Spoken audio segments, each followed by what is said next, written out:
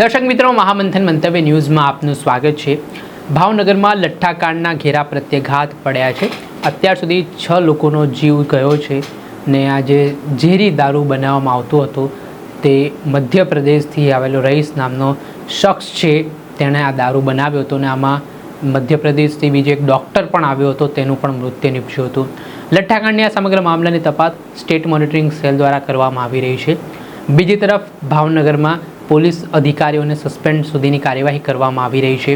ભાવનગરના police inspector બાદ હવે લોકલ ક્રાઇમ બ્રાન્ચના પોલીસ ઇન્સ્પેક્ટરનો પણ વારો પડ્યો છે ને આ પરિસ્થિતિ વચ્ચે વિસાવદરના ધારાસભ્ય ગોપાલ ઇટાલિયાએ આજે જે લઠ્ઠાકાંડમાં દારૂનું સેવન કરનાર લોકો છે જે સારવાર લઈ રહ્યા છે તેમને મળવા માટે પહોંચ્યા હતા। આ દરમિયાન તેમણે પોલીસ ઉપર આકરા પ્રહાર કરવાની શરૂઆત કરી અને કહ્યું કે આજથી 3 વર્ષ પહેલાં બોટાદમાં આવી જ રીતે લઠ્ઠાકાંડ બન્યો હતો।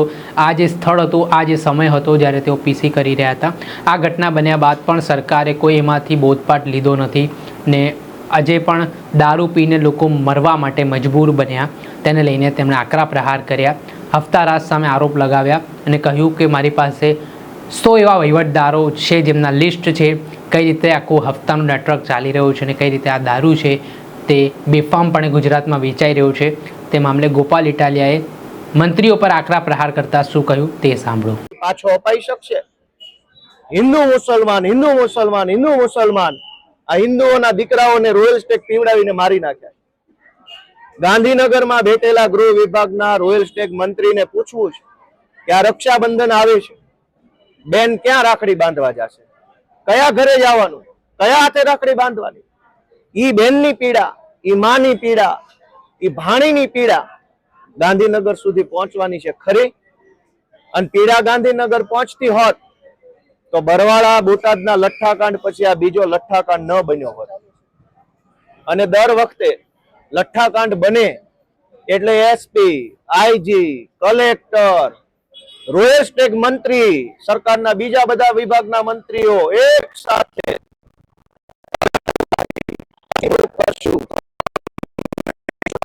આવે। મારી ભાવનગરના એસપીને કે બોટાદના લઠ્ઠાકાંડને કઈ ફાંસીએ ચડાવ્યા, લાવો હિસાબ।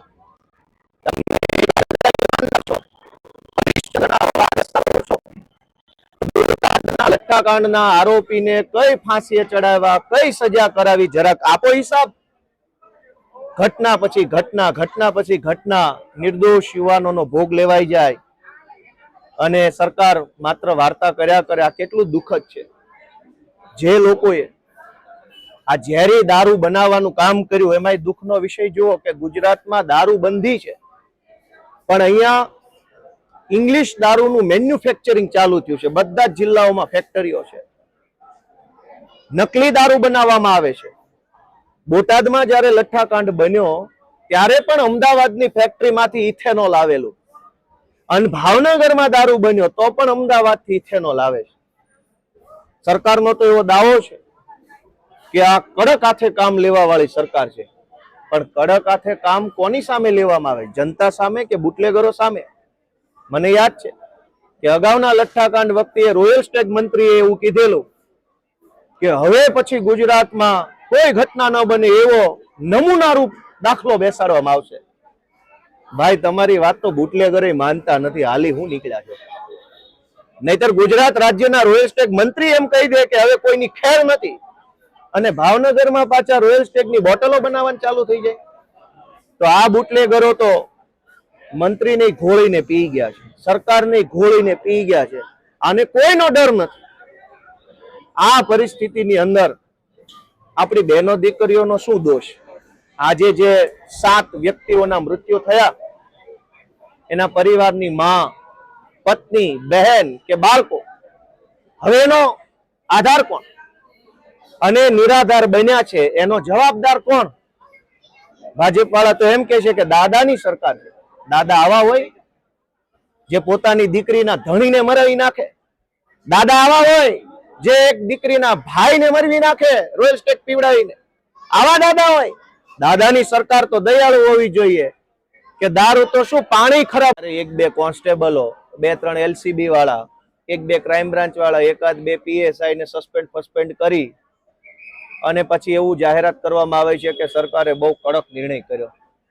આ વખતે જો સરકાર ગંભીર હોય તો એસપી ની છેલ્લા 10 વર્ષની મિલકતની તપાસ કરાવે અને એનો રિપોર્ટ જાહેર કરે કે દારૂમાંથી કેટલો માલ બનાવ્યો છે. એલસીબી ના છેલ્લા 10 વર્ષના પીઆઈ જે ભાવનગરમાં રહી ગયા એની મિલકતનું લિસ્ટ સરકાર જાહેર કરે કે ભાવનગર એલસીબી માં છેલ્લા 10 વર્ષમાં આટલા પીઆઈ લોકોને મોતના મોઢામાં ધકેલીને આટલો માલ બનાવ્યો છે. લિસ્ટ જાહેર કરો તો ખબર પડે. સસ્પેન્શનના નામે, બદલીના નામે છેતરપિંડી હાલે છે. બરવાળા બોટાદના લઠ્ઠા કાંડમાં બદલી કરી હતી. એ બધા જ પોલીસ વાળા પાછા નોકરી પર લાગી ગયા. એએસપી લાગી ગયા અને પીઆઈ લાગી ગયા. અહીંયા લાગી જવાના. બુટલેગરોને માટે આટલી બધી પોઝિટિવ સરકાર કેમ છે? કેમ એટલું બધું બુટલેગરો પ્રત્યે અમને લગાવ છે? એ જનતાએ વિચારવાનું. ગોપાલભાઈ, આજે મેં તમને કીધું સબ પીએમ કર્યા વગર મોકલી દીધું. તેમાં નીલમબાગ પોલીસ સ્ટેશનના માત્ર એક મહિલા એએસઆઈ છે, તેમની ઉપર દોષનું ઠીકરું ફોડવામાં આવ્યું છે, તેમને સસ્પેન્ડ કર્યા. શું ઉચ્ચ અધિકારીઓની મંજૂરી વગર આ રીતે બોડી વયું જાય ક્યારેક? હું એટલું જ કહેવા માંગુ છું કે ભગવાન ક્યારે અમારી સરકાર બનાવે તો ખાલી મરેલાનો નહીં, જીવતે જીવ જેના આત્મા મરી ગયા છે ને એનું પોસ્ટમોર્ટમ અમારી સરકાર કરાવશે કે આનો આત્મા ક્યારે મર્યો અને મર્યા પછી શું કરવું. અમે બધું જાણીએ છીએ. સરકારી ખુરશી પર બેસીને કેવા કેવા અધમ કામ કરે છે, કેવા કેવા કાળા કામ કરે છે, કયા કયા ઓફિસરો કેવી કેવી દલાલી કરે અમે જાણીએ છીએ. પણ હું ભગવાનને બે હાથ જોડીને ખરા હૃદયથી પ્રાર્થના કરું છું, એકવાર અમને તે આ મરી ગયેલા આત્મા વાળા હરતા ફરતી લાશો છે એનું પોસ્ટમોર્ટમ કરવાની તક આપે તો અમે કરશું કે આ લોકોએ સમાજનું કેટલો લોહી ચૂસ્યું. Thank you. નું આવવું જોઈએ. એના બદલે અહીંયા તો લોલમ લોલ દર વર્ષે લઠ્ઠાકાંડ અને સૌથી દુઃખનો વિષય કે આપણા રાજ્યમાં ગુંડાઓ, બુટલેગરો, તોડબાજો, માફિયાઓ, ખોટું કરનારાઓ આગળ આગળ આગળ અને સરકાર પાછળ પાછળ પાછળ પાછળ. પહેલા ક્રિયા પછી પ્રતિક્રિયા. જ્યારે એક વખત લઠ્ઠાકાંડ થાય એટલે એક અઠવાડિયા સુધી ડ્રાઈવ ચલાવવામાં આવે અને એક અઠવાડિયા સુધી ક્યાંય દારૂ ન મળે. જેવું બધું નોર્મલ થાય, ભીનું સંકેલાઈ જાય, ઘીના ઠામમાં ઘી પડી જાય ને દારૂના ઠામમાં રોયલ સ્ટેક પડી જાય એટલે પાછો દારૂ મળવા લાગે. મેં પોતે પોલીસમાં નોકરી કરી છે. ગુજરાતના રોયલ સ્ટેક મંત્રીને એટલું કહેવાનું છે કે તમે ઈમાનદારીથી પગલા લેવા માંગતા હોય તો 100 વહીવટદારોનું લિસ્ટ ગોપાલ ઇટાલી આપશે. કરો તપાસી વહીવટદારો ક્યાંથી પૈસા કમાય મને ખબર છે. તમે કયો એ જિલ્લાના એલસીબી ના, એસઓજી ના, આરઆર સેલ ના, ક્રાઇમ બ્રાન્ચ ના કયા વહીવટદારની કઈ ડિટેલ જોઈએ મારી પાસે? કરોડો રૂપિયાના હપ્તા લઈ અને એ હપ્તા કમલમ સુધી પહોંચાડી અને લોકોને મરવા માટે છોડી દે છે. આ કેટલો દુઃખનો વિષય છે. અને અંગ્રેજી દારૂમાં લઠ્ઠાકાંડ, દેશી દારૂના લઠ્ઠાકાંડ તો જોયા, પણ ભાજપ વાળાએ અંગ્રેજી બોટલમાં લઠ્ઠાકાંડ બતાવ્યો. ગુજરાતમાં દારૂબંધીની આ હાલત દુનિયા જોઈ રહી છે. અને છેલ્લી વાત કે સરકારમાં હું એમ નહીં કહું કે રાજીનામું આપી દે, કેમ કે આ એટલા જેનામાં એક કોઈ માનવતા હોત એના રાજમાં એકની એક ઘટના 2 વાર બનવી ના જોઈએ. એટલે આનામાં માનવતા નથી. અને જેનામાં માનવતા ન હોય એની પાસે કઈ માંગણી ન હોય. માંગણી તો જેનામાં માણસ હોય, જેના હૃદય રામ હોય, જેનો આત્મા જાગતો હોય એની પાસે માંગણી હોય. મારી માંગણી ગુજરાતની જનતા પાસે છે કે એ લોકો રાજીનામું નહીં આપે. તમે આને ભગાડવા માંગો છો કે કેમ? દર વખતે 10, 20, 30, 40 વ્યક્તિઓના મૃત્યુ થાય અને આપણે રાજીનામા માંગતા રહીએ અને રાજીનામું આપે નહીં પણ નવા મૃત્યુ થઈ જાય, વળી નવા મૃત્યુ. આ વખતે હું ગુજરાતની જનતાને વિનંતી કરું છું કે એ લોકો તો નિંભર છે, એ લોકો બિન સંવેદનશીલ છે, એ લોકોનો આત્મા મરી ગયો છે ગાંધીનગરમાં બેઠેલા સરકારના માણસોનો. આપણો જો આત્મા જાગતો હોય ને તો આપણે હવે જાગવું પડશે અને આ લોકોને ભગાડવા પડશે. આ છાસવારે રોજ ઉઠીને દારૂના નામે મોત, એક્સિડન્ટમાં મોત, પાણીમાં તણાઈને મોત, માથે મકાન પડ્યું મોત, અગ્નિકાંડ રાજકોટમાં થઈ ગયો એમાં મોત, મોરબીમાં પુલ તૂટ્યો મોત, હરણી બોટમાં ઊંધી પડી મોત. અને એક બોટ ઊંધી પડે તો સરકારનો ફરમાન આવે મુઘલે આઝમનું કે હવે બધી બોટ બંધ. એક ગેમ ઝોનમાં આગ લાગે તો બધા ગેમ ઝોન બંધ. સુરતના એક તક્ષશિલામાં કોચિંગ ક્લાસમાં આગ લાગે તો બધા કોચિંગ બંધ. પણ હજારો વખત દારૂના નામે લોકો મરે છે તો દારૂ કેમ બંધ નથી થતો? એક ઘટના બને એટલે અંધેરી નગરી, ગંડુ રાજા, તગલખી ફરમાન બધું બંધ કરી દો. કોઈ તો હોવો જોઈએ આ સરકારમાં કે જે લોકોના મોત ઉપર દુખી થાય. કોઈને તો અંદરથી આત્મા જાગવો જોઈએ કે આ ક્યાં સુધી આવું ચાલશે. અને સાવ છેલ્લી વાત કે મેં આ ખાટલે સૂતેલા દર્દીઓને પૂછ્યું, મેં કીધું ભાઈ તમે શું થયું? મેં પોતે પોલીસમાં નોકરી કરી છે. કેવા આરોપી કે ફરિયાદી સાક્ષી કેમ જૂઠું બોલે, શું કરે, મને બધી ખબર પડે. હું વકીલ છું. મેં કોર્ટમાં લોકોને સોગંદ ઉપર ખોટું સાચું બોલતા જોયા છે. મેં પેલા ભાઈ દર્દીને પૂછ્યું કે શું થયું? ત્યાં તો સામે ચાલીને, મેં અહીંથી નથી પીધું, હું તો વાપીથી પીને આવ્યો. કેમ ભાઈ, કોને આવું શીખવાડ્યું? વાપીથી દારૂ પીધો ભાવનગરના દવાખાનામાં શું કરે છે? પોલીસે એને શીખવાડીને બેસાડ્યો કે ઓલો ગોપાલ ઇટાલી આવે તો આવું આવું કહી દેજે, અહીં મેં નથી પીધો, હું તો ત્યાંથી પીને આવ્યો ને તબિયત સારી છે. વાહ ભાઈ વાહ. એ ભલા માણસ પોલીસ વાળાઓ, એ ભાજપના રોયલ સ્ટેટ મંત્રી, જરાક ભગવાનથી ડરો, અમારાથી તો ના ડરો. અમારા મોઢે આરોપીઓ જુઠ્ઠું બોલે કે અહીંથી નહીં વાપીથી દારૂ પીને આવ્યો. વાપી ક્યાં પણ બીજા રાજ્યમાં આવ્યો, વાપી ગુજરાતમાં. હજુ તો આટલું પાપ ઓછું પડે છે કે નવા પાપ કરે છે. બીજા ભાઈને પૂછું તમે, તો કે મને તો કઈ તબિયત સારી જ છે, ખાલી મને અંદરથી એવું લાગ્યું કે કઈક ઉલટી થાય છે, બાકી મને કઈ છે નહીં. ઓહો, આવું તો પઢાવીને બેસાડ્યા ત્યાં. પઢો રે પોપટ રાજા રામના, રાજા રામના નહીં બુટલેગરના. પઢો રે પોપટ ભાવનગરના એસપીએ પઢાવેલા બુટલેગરના. પોપટ બોલ્યા કે અમે દારૂ નથી પીધું, એમનામ ખાટલે બેઠા છે. કઈ હદનું પાપ ચાલે છે અહીંયા. આટલી મોટી ઘટનાને ઢાંકવાની કોશિશ કરો છો અને એમ ઢંકાઈ જશે આ પાપ. ગુજરાતની જનતાને મારી બે હાથ જોડીને વિનંતી છે કે આપણી બહેનો દીકરીઓને બચાવી લો. નાની ઉંમરમાં વિધવા બને છે, બાપ વગરની દીકરીઓ થઈ જાય છે, ભાઈ વગરની બહેનો બને, એને બચાવવાની જવાબદારી આપણા સૌની છે. આંખ ખોલો બધા.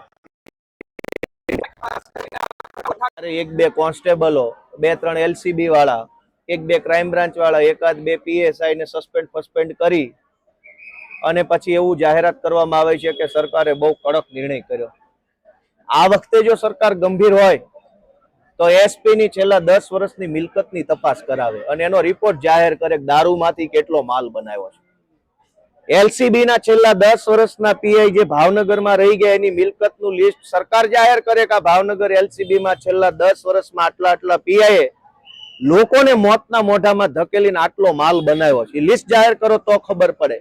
સસ્પેન્શનના નામે, બદલીના નામે છેતરપિંડી હાલે છે. બરવાળા બોટાદના લઠ્ઠા કાંડમાં બદલી કરી હતી, એ બધા જ પોલીસ વાળા પાછા નોકરી પર લાગી ગયા. એએસપી લાગી ગયા અને પીઆઈ લાગી ગયા, અહીંયા લાગી જવાના. બુટલેગરોને માટે આટલી બધી પોઝિટિવ સરકાર કેમ છે? કેમ એટલું બધું બુટલેગરો પ્રત્યે અમને લગાવ છે? એ જનતાએ વિચારવાનું. ગોપાલભાઈ, આજે મેં તમને કીધું સબ પીએમ કર્યા વગર મોકલી દીધું. તેમાં નીલમબાગ પોલીસ સ્ટેશનના માત્ર એક મહિલા એએસઆઈ છે, તેમની ઉપર દોષનું ઠીકરું ફોડવામાં આવ્યું છે, તેમને સસ્પેન્ડ કર્યા. શું ઉચ્ચ અધિકારીઓની મંજૂરી વગર આ રીતે બોડી વયું જાય ક્યારે? હું એટલું જ કહેવા માંગુ છું કે ભગવાન ક્યારે અમારી સરકાર બનાવે તો ખાલી મરેલાનો નહીં, જીવતે જીવ જેના આત્મા મરી ગયા છે ને એનું પોસ્ટમોર્ટમ અમારી સરકાર કરાવશે કે આનો આત્મા ક્યારે મર્યો અને મર્યા પછી શું અમે બધું જાણીએ છીએ. સરકારી ખુરશી પર બેસીને કેવા અધમ કામ કરે છે, કેવા કાળા કામ કરે છે, કયા ઓફિસરો કેવી દલાલી કરે અમે જાણીએ છીએ. પણ હું ભગવાનને બે હાથ જોડીને ખરા હૃદયથી પ્રાર્થના કરું છું, એકવાર અમને તે આ મરી ગયેલા આત્મા વાળા હરતા ફરતી લાશો છે એનું પોસ્ટમોર્ટમ કરવાની તક આપે તો અમે કરશું કે આ લોકોએ સમાજનું કેટલો લોહી ચૂસ્યું. Thank you. જ્યાં આપણે સાંભળેલા વિસાવદરના ધારાસભ્ય ગોપાલ ઇટાલિયા, તેઓએ રોષ વ્યક્ત કર્યો છે અને જે રીતે પોલીસની ભૂમિકા હોય કે મંત્રીઓની આમાં ભૂમિકા હોય તે તમામને આડે હાથ લેતા રાજકારણ ગરમાયું છે. દર્શક મિત્રો, આવા જ વિડીયો જોવા માટે મહામંથન મંતવ્ય ન્યૂઝ જોતા રહો. આ અહેવાલ દર્શાવી રહ્યા છે ભાવનગરથી અમારા સંવાદદાતા ફિરોઝ મલિક. આ વિડીયોને લાઇક કરો, સબસ્ક્રાઇબ કરો, વધુમાં વધુ શેર કરો.